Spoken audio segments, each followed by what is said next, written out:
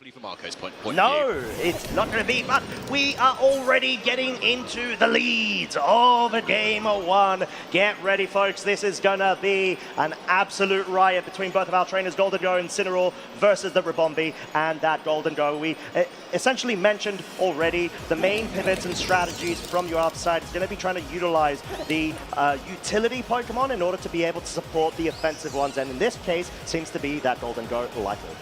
Yes, so Golden Go a piece on either side here.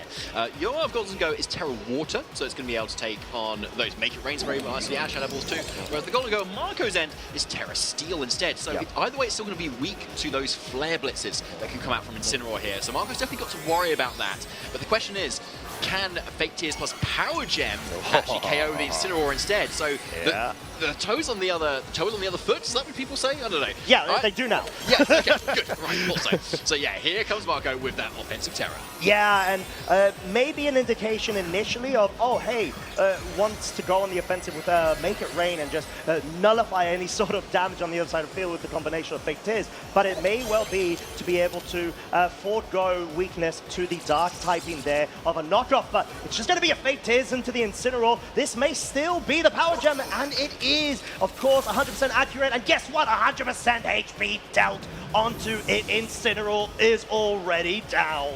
Boom, yeah, that's why Power Gem is really nice like tech here on Golden Go. Suddenly Incineroar is really threatened by what you can do. Shadow Ball from Yoav's Golden Go, going into the Rebombi, doing, yes, some damage, but either way, it's still sticking around. Yeah, even though Rillaboom's introduction to the field does mean that just a simple Grassy Glide, even though it's a bug type, it's going to be able to resist the grass types, is enough to pick up the KO. So Marco may feel like he wants to either position himself to the point where he can not allow the Rebombi to get susceptible, but it's just going to be a raw fake out into the Golden Go. Of course, it no longer has the Ghost type.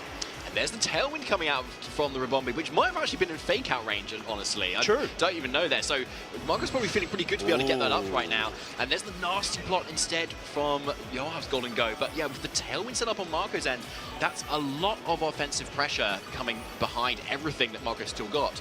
The Power Gem has been spent, but that doesn't lower your special attack. Make It Rain still looks really strong here. Shadow Ball looks really strong. And of course, Fake Tears can go into this Rillaboom, which is Assault Vest, of course. Yes. But then with that Terra Steel boost, is probably then still in range of that Make It Rain as well, and that keeps you nice and safe. But then you're freeing up Yoav's Golden Go instead to kind of go for that +2 attack, and with that Life Orb is certainly going to be enough to one-hit KO that Golden Go if it goes for that Shadow Ball. The question is, how does Marco want to play this? I mean, with Marco with one Pokemon up, it's looking pretty good for him, honestly. You can afford to maybe take a few more risks here. So something like that Fake Tears plus Make It Rain is pretty safe, because this Rillaboom cannot protect, and then if your Golden Go goes down, then fine. That's all right. At least you're still a one Pokemon up. Yeah, and actually seems like Marco wants to be able to save it for a later stage of this game. Brings that Incineroar in such a great way to be able to force so much more disruption in the subsequent turn, but most importantly, take that damage, not let the Rebombi go down, and get the Intimidate off. Shadow Ball, though, is going to be targeting the Golden Go. Not quite enough to pick up a KO, but we're going to have to see if the same can be said from Yoav's side. Shadow Ball, guess what? Into the other Golden Go, and it is. And that is why it's so crucial to be able to get your nasty plot set up, especially when you've got that 1.3 multiplier to be able to compound so much damage all in one direct attack. And so the Incineroar comes in, yes, it kind of gets the Intimidate down, but yeah, it's in a nice position to start threatening over those fake outs, basically, and it's going to get a little bit of momentum here for this Dragonite that Marco has now switched in here. So, again, Dragonite, a really, really just reliable Pokemon here. It is that loaded dice scale shots, nothing too unusual either. Yeah. Extreme Speed is also really, really strong here too, in or out of Tailwind as well. And as a second Tailwind option, it's really nice once the Tailwind goes down too. Rillaboom is now switching out, it looks like, resetting that Intimidate, resetting that Fake Out, and in its place comes Silva. Yeah, and I think it makes a lot of sense to be able to position yourself before the Dragonite starts getting some setups. It's a bit of a risky switch in that you need to be able to consider whether the focus is going to be in the Golden Go. I think that's what Yoav's trying to hedge their bets towards, and they're able to get that read. So being able to bring the Sneasler in right now will make sure that you can outspeed the Dragonite as long as you can survive this Flare Blitz, which we know it can. It's got the Grassy Seed. It's able to position itself yourself to the point where you've got Unburdened proc and you've got an Incineroar stuck on the field. I guess Marco can consider Terrestrialization to be able to forego a close combat, but at least you're at the point where the Golden Go has been safeguarded. Yes, exactly. Yeah, that's one of the main things here. You've still got that offensive pressure going forward into the rest of these turns. Now, Marco's offensive pressure is starting to run out now without that Golden Go. The Bombi doesn't offer loads of damage here, but at least with that Moonblast, you've still got some consistent damage into something. The Golden Go is also tearing out of that fairy weakness, so either way, Marco still has a few pieces here that you can kind of pivot around with and start targeting to different slots. Yeah, and that's the beauty of being able to burn off Marco's Terrestrialization earlier on with that Golden Go. You force that defensive switch out here, so it's just more so Yoav being able to keep up with the tempo and make sure that he always has that focus available, and he targeted correctly, got a poison as well, but the most crucial thing here is the multiscale has been broken on the Dragonite, and Rillaboom, because we know how bulky and buff this Pokemon is, it's going to be able to take on even 5 hits, and you've been able to bring the Rillaboom onto the field whilst the Ribombee has actually entered as well. You automatically try to check that slot as long as the grass terrain turns can remain in favor of Yoav in this subsequent turn. Yes, exactly. Now, we still, with that poison extra tick on that Dragonite, we know we're still in Tailwind at the moment here. Oh, no, sorry. Tailwind has just expired. But Marco has brought in, has got 2 Pokemon that can both Tailwind. Yeah, which is obviously pretty strong. But yeah, with the Unburden boost on Sneasler, it should be able to outspeed both of those targets and deny either of them for kind of going for the move it wants to. But of course, both have Protect. The question is, where do you target for this Sneasler? Because if you take down Ribombee, yes, Dragonite can then go up a Tailwind. It can either go for a Scale Shot and actually KO your own Sneasler. And there's not a lot that Rillaboom can do into it either, even with that poison on that Dragonite. So you've got that fairly kind of safe option here of, say, just trying to go for that Tailwind on Ribombee, but then if Ribombee goes down, then you know that Dragonite's going to be able to get off its move here. Now, that's all assuming Ribombee is out of range of Grassy Glide, which I'm assuming it is through a resistance, but I could be wrong. Rillaboom could be strong. I think the fact that Marco switched out the Ribombee may give a bit of an inclination that it might well still be within range. Brings the Incineroar in, makes sure that the offensive prowess of both of Yoav's Pokemon have been lowered, accompanied especially by the Dragonite to protect their Grassy Glide. Once again, the focus, and as we said, that's sort of the intention when it comes to this scenario. Marco actually seeing the close combat going into the Dragonite slot, perhaps, and Yoav anticipating the Incineroar going into that particular one. Yeah, it's a fair play, honestly. It's obviously an option that could come in. He's predicting something defensive, right? Right. And so that's either going to be a Protect, where it doesn't matter what you target into, or it's going to be that switch into the Incineroar, which you then want to cover with the close combat. So I think still like a good play from Yoav there to kind of cover for that. But Incineroar, of course, comes in the other slot here, and so really gets away with it, and now can threaten more Fake Outs going into the next turn. And this Dragonite has potential to go for another Tailwind. Again, go for another Scale Shot, but Tailwind being probably the more safer option here, given that Sneasler can indeed protect, and the Rillaboom can kind of pivot out as well. So, and given that extra speed that Marco could then bring, that enables the Dragonite to then outspeed the Sneasler on the following turn, assuming that you go for that Fake Out here. Yeah, exactly, and that's sort of the reason why Marco... No need to try to go for it! There's no Fake Out, and the Dragonite's been absolutely KO'd there! That is quite big, and a bit of a gamble that Marco took there. High horsepower going into the Incineroar slot. We'll be dealing around 20 to 25%. Flare Blitz, however, will deal so much more because it picks up the KO. And all of a sudden, we've got a 2 versus 2 affair. Yoav versus Marco in what did seem like a very straightforward Fake Out there, but Marco expecting Yoav to anticipate the read. Yeah, he did. Like, Yoav just kind of going for it, knowing maybe kind of he's got on the back foot a little bit, you know, can't really deny the Tailwind on Dragonite's end, just thinking, oh, I'm probably not going to be able to position around given this Incineroar as well with the Covert Cloak too. I'm just going to go for it. I'm just gonna go for it. Click the button. Click the button, which is that Dire Claw as well. And yeah, Marco sees the writing on the wall, forfeits, and game 1 goes to Yoav Reuven. What a way to kick off this game 1. Yoav did such a great job there. You see the subtle nods saying, all right, cool, I got that read. I'm very happy that I still committed with it, because at that point, it was just more so a bit of a game of chicken when it comes to the fact that Marco identified that Yoav went for the read the previous turn, the close combat into the Dragon Knight's Protect, anticipating the Incineroar, saying, okay, seems like he's a bit more prone to try to go for reads. Let me try to catch him out, because it seems like Yoav feels that he's got his back against the wall. Catch him out with the following read. He did not catch it. Unfortunately, Yoav said, no, I just need to play a bit more conservative, go for safe plays. There's no reason for me to try to, essentially burn my read potential now, and just Marco got caught out there.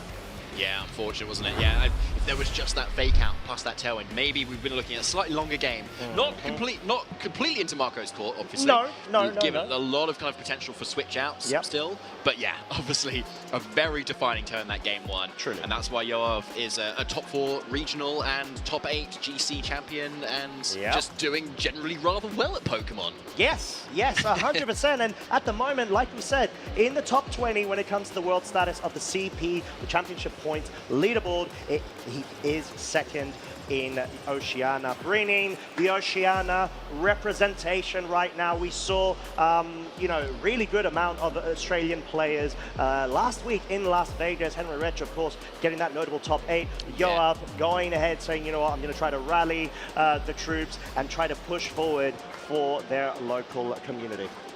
100% there. So game 2 now is the question, Costa.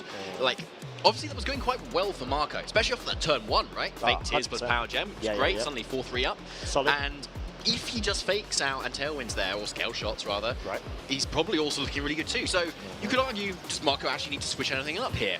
But where you kind of go into that game 2, you might want to just go for that kind of other mode, where you can kind of switch things up in your opponent, go with something that maybe they haven't prepared for or not seen yet. Ooh, okay. So it seems like it is just going to be the same leads from both of our trainers. It's sort of to the point where you feel that you don't want to change it up in case your opponent tries to read your change up. So wanting to go for the safer, sort of the best or most optimal lead makes the most sense. It seems like Yoav has a bit more of a defensive lead in order to be able to sponge up the offensive prowess of Marco's versus Marco's more aggressive one. So yeah, it looks like the same 4 Pokemon for Yoav on the left here at the moment. And of course that same lead for Marco as well. So could also be the same 4 Pokemon yet again. And yeah, exactly. But Rabombi has a lot of potential to go for that tailwind this time, to kind of guarantee some sort of offensive pressure for Marco that cannot be denied by Yoav here. Whereas that fake tears is something that obviously Marco's already revealed from game 1, and we might see something anticipatory from Yoav here. But of course it's so obvious, right? Right. Right? That's the sort of trap, right? Exactly. Should you don't go for it? Should you don't actually use the move you want to do? I know. Don't click the button, or do click the button. Well, we'd have to see how found what we can find out from it. But there is the commit of the Terra Water. Over on Yoav's side, no commit from Marco's side, actually opting to go for the Tailwind instead, wanting to ensure he could try to catch out Yoav with a non-Terra commit there. Unfortunately, not able to do so. At least does have the speed advantage, but there's no sort of move yet coming out from the Incineroar, wanting to be going for the safe, make it rain, bring the Rabombi down to the Focus Sash, but most crucially, the fact that Marco hasn't committed to a Terrestrialization on the Golden Go means it's susceptible to, I would say, normally a knockoff, but the fact that Flare Blitz covers it means that we've got our first KO within seconds of turn 1. Marco has already lost a very powerful piece to his team comp. However, the beauty of this team is that there are a couple of more, especially this combo. Ooh, look at that. Well okay, so played. Marco has switched things up a little bit here. Yeah, bringing this Komoa is really nice right now, particularly as that Golden Goat is now just terrestrialized out of its dragon resistance. And so that clanging scales may just be enough to pick up the KO there and do a lot of damage to this Incineroar, which can't do much back to it, honestly. No. Yeah, it can maybe parting shot here, but that's the best it can do, and that's going to be after it's already attacked as well. So really good switch off from Marco. Yeah, sort of showing the benefits of being able to have a free switch in there and say, you know what, I don't want to commit Terra on my Golden Go because I could safe guard that for the comma O in the back, just in case you need to be able to use it. And a Fake Tears, which is going to likely be escorted by a Clanging Scales, is going to be quite detrimental. No, it's actually going to be the Aura Sphere wanting to guarantee the KO onto the Incineroar, but this leaves the Golden Go open to pick up the Ribombi, which, like we said, even though it's not dealing that much damage on the current sort of like board state against your side of the field, it's enabling the special offensive Pokemon on Marco's side. The Fake Tears is so crucial, and let's not forget, folks, this was an Assault Vest Rillaboom that just essentially got two-shot ranged by an Aura Sphere, which isn't even like powered by a Life Orb at the moment. Yeah, exactly. And now, unfortunately, though, from just like grassy terrain, you need to go for that another Aura Sphere to be able to get the KO on that. And Clanging Scales is likely not going to be enough, for instance, given it the spread damage nature of it as well. So you do just kind of need to target into that a little bit harder there. But Rillaboom's not the threat right now. You know, it needs to switch out. It's not doing much damage at all. So the focus is definitely on this Golden Go now for Marco. And Yoav most likely knows this as well. Protecting, maybe getting in another fake out user is going to be what you need to do to kind of keep it a little bit safer and kind of use the offense for the following turn. Yeah, and I think Marco's really pressured right here. Needs to potentially go for a read because the Golden Go's not going to be dealing as much damage. Clanging Scales commit does pick up the KO onto the Golden Go. 2 Life Orb chips as well as some additional damage seems to have been enough. But the problem here is Marco needs to be able to navigate around the Rillaboom and the Incineroar over on Yoav's side. But there is the beauty of at least Marco's Incineroar having the Covert Cloak. Yeah. It's not going to fall victim to a fake out flinch potential, and the Tailwind is still available on Marco's side of the field. If I'm not mistaken, it's most likely going to be the final turn before it does peter out. However, this does mean Yoav has the Sneasler Bring, especially now it's going to be able to benefit off the Grassy Seed and be doubling its speed due to the Unburden ability. Yeah, a really strong Pokemon, isn't it? Where, like, it just doesn't care if Tailwind goes up, really, does it? It's just really, really good here. Yep. Now, Komoa and Incineroar obviously are 2 Pokemon that are really weak to what this Sneasler has, because it obviously holds the acrobatics here. And so it really doesn't want to take that from the Komoa, and the Incineroar doesn't want to take the close combat. So Terra Fire makes sense here. This defensive piece, Marco thinks close combat's coming there, does it though? Yeah, here is the legendary and a very rare Fire Terra Incineroar, which you most definitely do not commonly see. Protect coming out from both the Sneasler as well as the Komo-O. Clearly, Yoav anticipating the offensive focus onto the Sneasler fake out, trying to catch out that Komo-O. But yeah, the Flare Blitz does try to go into the Sneasler, hoping to be enough to maybe pick up a KO. I mean, because it's Fire Terra, I don't actually know my calcs when it comes to the Incineroar's damage when it comes to Sneaslers, but by, like, I'd say instinct, or, you know, like, guesstimations, I feel like it's not enough. It would require a double up, which is maybe what Marco was identifying. Yeah, I believe so. Given, yeah, that +1 defense from the Grassy Seed boost as well.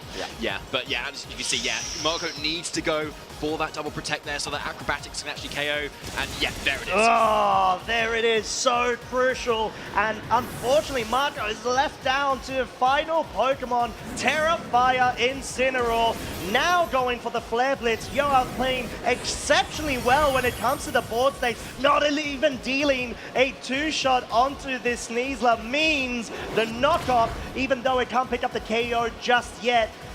Yoav has so much resource available to themselves, and Marco, unfortunately, just hasn't been able to meet the amount of aggressive offensive plays versus Yoav's very strategic board state sort of like, I would say, shift arounds of their pieces. Yeah, 100% Costa. Sneasler has been so good here with the Super Fake Out Bros, as you call them, Costa, as well. Hey. Marco locks in the forfeit, and Yoav Reuven takes Swiss round 3. Wow, so impressive from Yoav. This is, I would say, probably the final boss that Yoav would have been anticipating to go up against. But this is still Swiss round number 3, and getting such a crucial win when you are both 2-0, now catapulting yourself to 3-0 versus the current reigning 2-peat champion, must be such a huge confidence boost. Yeah, a massive confidence boost, and just making those really good reads where it counted too, right? Yeah, we obviously saw that game 1 where he just went for the offense, you know, just in the face of Fake Out and Tailwind, just and absolutely punished Marco's kind of over-aggressive play, rather. And then we saw in game 2 as well, just ignoring the fact that there could be another fake tears power gem on turn 1, just going for the attack. Go instantly goes down. Yeah. There it is. There it is. It's just the mind games. It's like 50-50 flips. You need to be able to like pick up the read at the appropriate turns. Yoav just feels like I'd say, out of like the 5 interactions, was able to call 3 to 4 of them.